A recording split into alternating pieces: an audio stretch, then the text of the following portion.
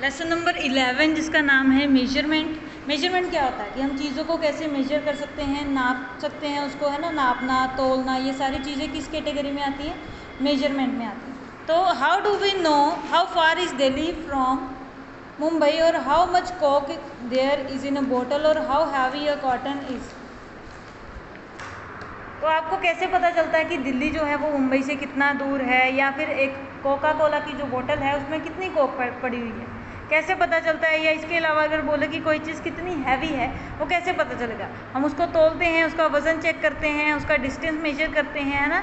अगर लिक्विड है तो हम उसको मिलीलीटर या लीटर्स में लेते हैं उसकी क्वांटिटी। तो ये सारी क्या है कि मेजरमेंट्स के यूनिट्स भी हैं साथ में, और हमने इन चीज़ों को मेजर किया हुआ है, मापा हुआ है। वो हमने किया कैसे, we need to measure to find out how long, wide, heavy and so on things are. अब क्यों ज़रूरत पड़ती है हमें मेजर करने के लिए, ये हम मेजर करके ये चेक करते हैं कि कोई ऑब्जेक्ट जो है वो कितना बड़ा है, कितना वाइड है, कितना चौड़ा है, कितना हैवी है, कितना भारी है, ऐसी क्वांटिटीज़ को नापने के लिए। In Asian times too people must have wanted to know how far one village from another. पुराने ज़माने में लोग चाहते थे कि उन्हें पता हो कि एक गाँव जो है वो दूसरे गाँव से कितना दूर है। Okay, for this they would have needed to measure distance और लेंथ। इसके लिए उनको क्या नापना था, डिस्टेंस, कि एक गांव की दूरी जो है वो दूसरे गांव तक कितनी है। डिस्टेंस पता होगा तभी वो बता पाएंगे कि कितनी दूरी हो सकती है, कितना समय वहां तक पहुंचने के लिए लगेगा। If they wanted to know the size of their crop field they would have needed to measure area. अगर वो चाहते थे कि अपने खेत का, जहाँ पर उन्होंने खेती करी हुई है, कोई फसल उगाई हुई है, तो उसका का पूरा जो रीजन है वो कितना है, उसके लिए उनको उनका एरिया नापना पड़ेगा कि वो जगह कितनी है। अगर एक टेबल है तो हमें एक टेबल का एरिया नापना हो, हम बता सकते हैं कि उसका एरिया कितना है टोटल, ठीक है।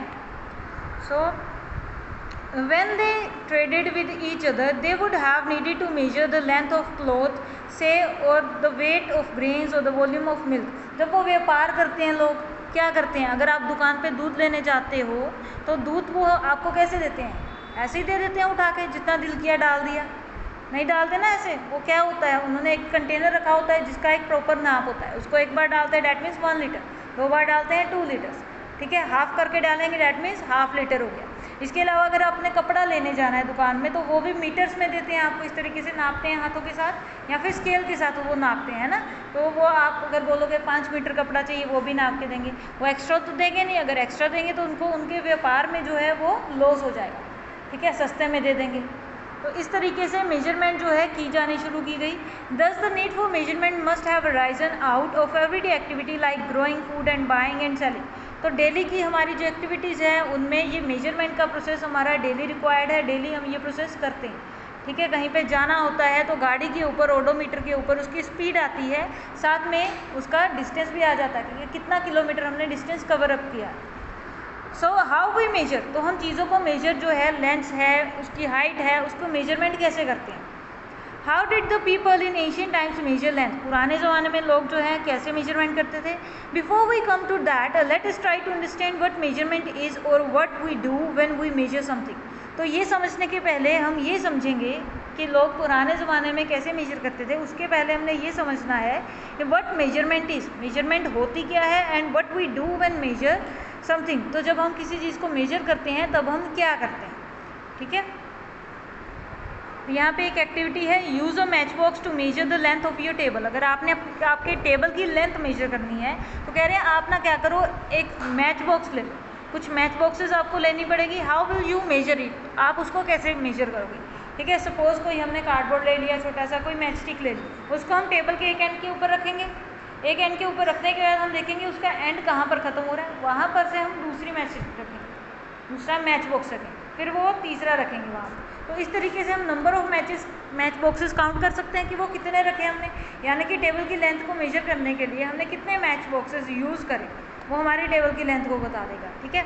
So use a match box to measure the length of your table. How will you do it, most likely you will place one end of the match stick at the edge of the table so that it coincide with the corner. तो आप एक corner के ऊपर उसका एक and रखोगे ताकि वो कॉर्नर जो है उसके साथ आ जाए, ठीक है, कॉर्नर के साथ वो कोइंसाइड करे, कॉर्नर से कुछ डिस्टेंस रह ना जाए, एकदम कॉर्नर के ऊपर रखो, ठीक है। You may make a pencil mark at the point where the other end of the match touch match box touches the edge of the table, तो जहाँ पे उसका एक एंड होगा वहाँ पे आप पेंसिल के साथ निशान लगा सकते हो, ठीक है। And then shift the match box so that the end of that touches the corner of the table, now touches the pencil mark, so on. तो आप उसको अब वहाँ से उठा के, जहाँ पे पहले रखा है वहाँ से उठा के आप कहाँ पे रख दोगे, न्यू जो आपने लाइन मार्क करी है पेंसिल के साथ वहाँ पर रख। इस तरीके से आप उसको लेंथ जो है उसकी मेजरमेंट जो है कर सकते हो। Suppose the result you get is 15.5 match box length. अब ये मान लो कि आपने जो टेबल की लेंथ नापी है उसके लिए आपको 15 और एक आधी माचिस जो है, माचिस की डिब्बिया जो है वो आपने यूज़ करी, ठीक है। तो 15.5 माचिस की डिब्बिया हो गई उसको यूज़ करने के लिए, टेबल की मेजरमेंट को देखने के लिए। What exactly did you do while measuring the length of the table? You compared the length of the table with that of the matchbox. This is precisely what we do when we measure something. तो जब हमने उस box को देखा था table की length को major करने के लिए, तो हमने क्या करा था, आप मैच बॉक्स को एज अ स्टैंडर्ड यूनिट नापते, ठीक है। आप ये नापते हो कि जितनी मैच बॉक्स की लेंथ थी उसको आप मल्टीप्लाई कर दोगे कितनी बार, जितनी बार वो टेबल के डिस्टेंस को कवर कर लिया। अगर एक माचिस जो है उसका सपोज कर लो कि 5 मीटर की लेंथ होगी, ठीक है, इतनी होगी नहीं बट 5 मीटर बहुत ज़्यादा है उसके लिए, बट आपने सपोज करना है, ठीक है। अगर उसकी लेंथ 5 मीटर होगी तो आप उसको 15 से मल्टीप्लाई कर दो, ठीक है, 15 और हाफ 15.5 से उसको आप मल्टीप्लाई कर दोगे तो क्या आ जाएगी आपके पास, टेबल की प्रॉपर एरिया आ जाएगा, प्रॉपर जितना भी उसका मेजरमेंट है, सर्कमफ्रेंस है या फिर पैरामीटर बोल सकते हो आप उसको। So we compare an unknown quantity with a known fixed quantity. तो हमने किया क्या एग्जैक्टली, हमने एक नॉन फिक्स्ड क्वांटिटी ली है जिसका हमें लेंथ पता थी, जिसकी हमें लेंथ पता थी, हमने वो क्वांटिटी यूज़ करी है। साथ में हमने किस चीज़ का पता करना था, एक अननोन क्वांटिटी, हमने टेबल का पता करना था, वो एक अननोन क्वांटिटी। इस तरीके से मेजरमेंट का पता करना शुरू किया गया, ठीक है। Next, suppose the length of a line is 5 centimetre, this means यहाँ पे सेम वही चीज़ समझाएगी है जो मैंने अभी आपको समझाई। तो लास्ट लाइन क्या बता रहे हैं ये, every measurement consist of 2 parts, a number and a unit. तो हर एक मेजरमेंट में 2 पार्ट्स होते हैं, एक नंबर एक यूनिट। अगर बोलें कि मैच बॉक्स लिया हुआ है तो उसका नंबर क्या हो जाएगा, नंबर क्या हो जाएगा उसका, जितनी बार उसको हमने मल्टीप्लाई कर दिया है वो 15 होगी, 15 बार उसको यूज़ करा है तो यूनिट क्या हो गया कि एक बार उसकी लेंथ कितनी थी, वो उसको एज ए यूनिट हम यूज़ कर सकते हैं, ठीक है। नेक्स्ट पेज पे यूनिट्स ऑफ मेजरमेंट। अब यूनिट्स ऑफ मेजरमेंट क्या होते हैं, हम चीज़ों को नापते हैं, किसी चीज़ को हम हाथ से नापते हैं, ठीक है। हाथ को बोलते हैं कि गिट, 1 गिट हो गई, 2 गिट हो गई, ऐसे हाथों से नापते हैं ना। या फिर आप हमारे जो फिंगर टिप है वहाँ से लेके हमारी एल्बो की टिप तक पूरा का पूरा जो डिस्टेंस है हम उससे नाप लेते हैं, उसको हम बोल देते हैं क्यूबिट, ठीक है। तो यहाँ पे हमने वही चीज़ पढ़नी है कि हम डिस्टेंस किस तरीके से नापते हैं। मैं इसको डिटेल में नहीं पढ़ाऊँगी अभी, बट एज इट इज़ आप पिक्चर में देखो, आपकी बुक के ऊपर ए फिगर है, ठीक है। एक बुक को वो अपने हाथ से नाप रहा है, हाथ से कैसे नाप रहा है, वो देख रहा है कि जहाँ पे उसकी थंब की लेंथ है ख़त्म हो रही है और दूसरी साइड में उसकी लास्ट जो हमारे फिंगर है, ठीक है, उसकी लेंथ जो ख़त्म हो रही है, सबसे छोटी उंगली जो है उसकी लेंथ जो जहाँ पे ख़त्म हो रही है और हमारे अंगूठे की लेंथ कहाँ पे ख़त्म हो रही है, उसको स्ट्रेच किया हुआ, हाथ को स्ट्रेच किया हुआ। इस तरीके से जैसे इन्होंने बुक यहाँ पे नापी हुई है, हम उसको बोल देते हैं एक गिट जो होती है हाथ की, उसको हम हैंड स्पैन बोल देते हैं, ठीक है। इसी तरीके से अगर हम हमारी फिंगर टिप से लेके हमारी एल्बो एंड तक देखेंगे कि कितना डिस्टेंस है, उसको हम बोल देंगे क्यूबिट। और अगर हम अपना डिस्टेंस फुट के माध्यम से नापें, चलते हुए नापेंगे, तो तीसरी पिक्चर यहाँ पे दिखाई दी है कि जब हम पैर उठाते हैं तो पैर उठाने के बाद हमारी जो एड़ी है वो कहाँ तक रहती है, एक एड़ी से दूसरी एड़ी तक का जो डिस्टेंस हो गया सारा हमारा, उसको हम बोल देते हैं पेस। तो ये 3 यूनिट्स है जो हम अपनी बॉडी के मेजरमेंट से भी नाप सकते हैं, ओके। उसके बाद आगे बढ़ते हैं स्टैंडर्ड यूनिट्स। अब ये तो हो गए हमारी बॉडी के यूनिट्स। अब ये अगर देखें तो एक बच्चे के हाथ का साइज़ अलग होगा, एक बड़े के हाथ का अलग होगा साइज़, है ना। किसी के आर्म का जो क्यूबिट बनेगा, एल्बो टू फिंगर टिप, वो अलग बनेगा, एक बच्चे का वो अलग होगा। तो सब बोलेंगे नहीं मेरा तो ये है, मेरा तो ये है, तो वहाँ पे तो लड़ाई हो जाएगी। अगर एक बोलेगा कि ये टेबल की लेंथ जो है मेरे आर्म के अगर देखूँ मैं तो 3 क्यूबिट्स, कि 3 बार अगर मैं अपनी एल्बो से लेके फिंगर टिप तक देखूँ तो ये टेबल जो है इसकी लेंथ जो है वो 3 बार आएगी, ठीक है, 3 बार मेरी क्यूबिट आएगी आर्म की। बट अगर कोई बच्चा बोलेगा तो वो बोलेगा कि नहीं मेरी तो 6 बार आ रही है, आप झूठ बोल रहे हो। तो क्या वो एक्चुअल में झूठ बोलेगा? नहीं बोलेगा, है ना। दोनों ही अपने अपनी जगह सच हो। तो ऐसा ना हो कि किसी में लड़ाई हो, इसके लिए क्या किया गया, स्टैंडर्ड यूनिट्स मेजर किए गए जिनकी वैल्यू जो थी ऑल अराउंड वर्ल्ड सेम रखी गई। कहीं पे ये नहीं हो सकता कि इंडिया में वो वैल्यू अलग होगी और अमेरिका में वो वैल्यू अलग। ठीक है। टिपिकल यूनिट्स हो सकते हैं जिनको कन्वर्ट किया जाए, वो भी फिक्स्ड वैल्यू रहती है, लेकिन वैल्यू सेम रहती है उसके लिए, ठीक है। तो यहाँ पे क्या है, over time people realise the need to have standard units. तो समय के साथ साथ लोगों को ये महसूस हुआ कि हम अपने हाथों के साथ डिस्टेंस नहीं नाप सकते, सबका अलग रहेगा, है ना। तो क्या महसूस किया लोगों ने कि हमें कुछ स्टैंडर्ड यूनिट जो है, फिक्स्ड वैल्यू जो है वो पता होनी चाहिए। तो a standard unit is a standard और fixed measure of a physical quantity. तो स्टैंडर्ड यूनिट है क्या, एक फिक्स्ड वैल्यू है किसी खास फिजिकल क्वांटिटी की। अगर मैं बोलूँ ये मैच स्टिक है, तो मैच स्टिक की एक जो लेंथ आ गई वो फिक्स्ड रहेगी, ठीक है। आपने देखा होगा होम लाइट की माचिस है सबने, तो उसकी जो लेंथ है वो सेम रहती है, ये नहीं कि कोई माचिस छोटी आएगी कोई बड़ी है ना। हालांकि कुछ बड़ी मैच स्टिक्स भी होती हैं, तो बड़ी वाली का साइज़ हम बड़ी वाली के साथ कंपेयर करेंगे, छोटी वाली का साइज़ छोटी वाली के साथ कंपेयर करेंगे, ठीक है। अगर हमारे पास एक छोटी मैच स्टिक है, तो हमने उसी की जैसे एक छोटी और मैच स्टिक बनानी है, तो उसका साइज़ हम देख सकते हैं उससे, है ना। So we need standard units for two major reasons. तो हमें स्टैंडर्ड यूनिट चाहिए क्यों, उसके दो कारण है हमारे पास। पहला तो ये टू मेजर क्वांटिटीज़ एक्यूरेट, ताकि हम क्वांटिटीज़ को एक्यूरेटली ना, ठीक है। अगर जैसे मैंने बच्चे का एग्जांपल दिया, बच्चा बोलेगा कि नहीं मेरे तो टेबल जो है वो 6 क्यूबिट आ गया, कि एल्बो टू फिंगर टिप जो लेंथ है उसकी बोलेगा वो तो 6 बार आ गई, बड़ा बोलेगा नहीं मेरी तो 3 बार आई है ना। तो एक्यूरेट एग्जैक्ट जो वैल्यू है हम नहीं दे पाएंगे, है ना। बच्चा कुछ बोलेगा, बड़ा कुछ बोलेगा, तो दोनों ही अपनी अपनी जगह सही है। हम चाहते हैं कि एक फिक्स्ड वैल्यू रहे, उसको फिक्स्ड वैल्यू निकालने के लिए और एक्यूरेट प्रॉपर वैल्यू निकालने के लिए हम क्या करते हैं, मेजरमेंट करते हैं। जैसे अगर आपको बोला जाए कि स्केल के साथ 5 सेंटीमीटर की लाइन लगाओ, आप लगा सकते हो, क्योंकि आपको पता है वहाँ पे फिक्स्ड वैल्यू है उसकी। आप 0 to 5 सेंटीमीटर तक मार्क लगाओगे, वहाँ से स्ट्रेट लाइन खींच दो, ठीक है। Second point is to convey these measurements to other people in such a way that they understand us और for the sake of uniformity. दूसरा रीज़न ये है कि हमारी आपस में लड़ाई ना, ठीक है। कि अगर किसी ने बोला ये मेरा 6 है, मेरा 5 है, मेरा 4 है, तो वो आपस में लड़ेंगे कि तू गलत है मैं सही हूँ। लेकिन अगर हम स्टैंडर्ड यूनिट के साथ ये वैल्यू नापेंगे, तो वो यूनिवर्सल वैल्यू होगी, वो सबके लिए सेम होगी, और हम सब ये समझेंगे भी कि हाँ ये सबकी सेम है।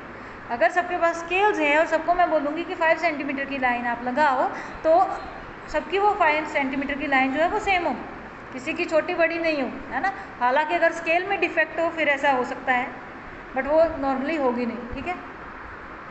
तो यहाँ पे आ गए एग्जाम्पल, ये आप कुछ देख सकते हो। नेक्स्ट आ गया international system of units. International system of unit की जो एब्रीविएशन है, यानी कि शॉर्ट फॉर्म है, वो ब्रैकेट में लिखी हुई है SI यूनिट्स। क्या है, SI यूनिट्स, ओके। तो SI यूनिट्स है क्या, कब बने, क्यों बनाए गए, उसके बारे में। This problem was finally solve in 1960। अब ये जो समस्या थी कि एक तो हमें एक्यूरेट वैल्यू चाहिए और दूसरी हमें ये चाहिए कि सब लोगों की सेम वैल्यू हो, तो ये प्रॉब्लम हमने सॉल्व करी SI यूनिट की फॉर्मेशन के साथ 1960s में।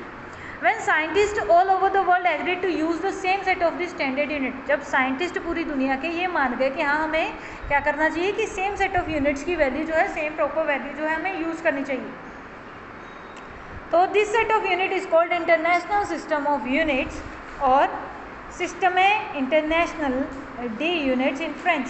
तो ये जो नाम है अगर इंग्लिश में बोले तो ये बनता है इंटरनेशनल सिस्टम ऑफ यूनिट्स, और अगर इसी को हम फ्रेंच में बोले तो सिस्टम इंटरनेशनल डी यूनिट्स बनता है, जिससे हमने ये नाम बनाया है SI units, system international de units.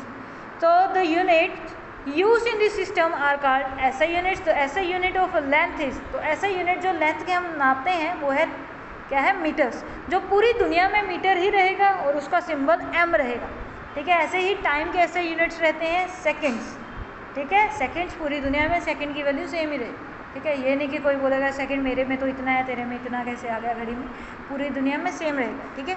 तो अब आ गए हमारे पास स्मॉलर एंड बिगर यूनिट्स। तो कुछ यूनिट्स हमारे पास स्मॉलर होते हैं, जैसे हमारे पास मीटर है तो वो बिगर यूनिट है, ठीक है।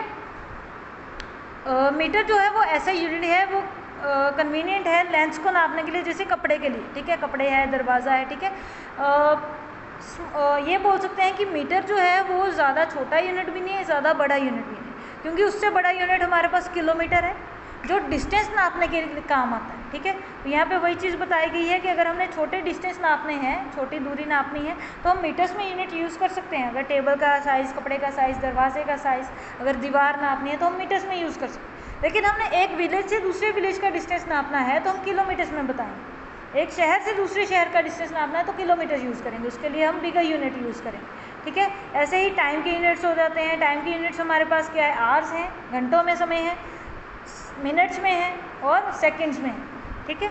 तो यहाँ पे एक टेबल दिया गया है, छोटा सा बॉक्स दिया गया है, ब्लॉक्स, उसमें लिखा हुआ है 1 किलोमीटर, जिसकी वैल्यू क्या है 1000 मीटर। 1000 में आगे फर्दर 1 मीटर जो है, 1 मीटर जो है उसमें 100 सेंटीमीटर होते हैं, यानी कि मीटर से छोटा यूनिट कौन सा आ गया, सेंटीमीटर का आ गया, और सेंटीमीटर से छोटा यूनिट कौन सा आ गया, मिलीमीटर, ठीक है। तो 1 सेंटीमीटर में 10 मिलीमीटर होते हैं, ठीक है। तो उसको अगर किलोमीटर को मीटर मिलीमीटर में कन्वर्ट करेंगे तो हमें क्या करना पड़ेगा, 1 किलोमीटर में 1000 मीटर है, तो हमने 1000 मीटर लिखा। 1000 मीटर में 1 मीटर में 100 सेंटीमीटर था, इसीलिए हमने 1000 को 100 के साथ मल्टीप्लाई किया।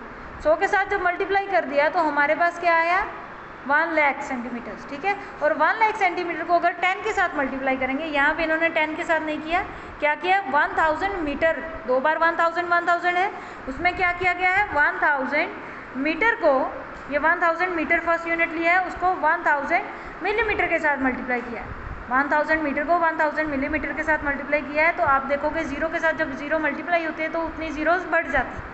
3 जीरोस पहले थी, 3 बाद में आई, टोटल हो गई हमारे पास 6 जीरोस, 6 जीरो डैट मीन्स कि 10 लाख। तो 1 किलोमीटर्स में 10 लाख मिलीमीटर्स होते हैं। तो ये हमारे पास बिगर यूनिट जो था लेंथ का वो किलोमीटर था, और स्मॉलर यूनिट जो बन गया हमारे पास वो मिलीमीटर बन गया, ठीक है। इसी तरीके से मेजरिंग लेंथ, तो ये हम मेजरिंग लेंथ का टॉपिक जो है हम नेक्स्ट क्लास में करेंगे। अभी के लिए इतना ही, ठीक है। Okay, thank you students.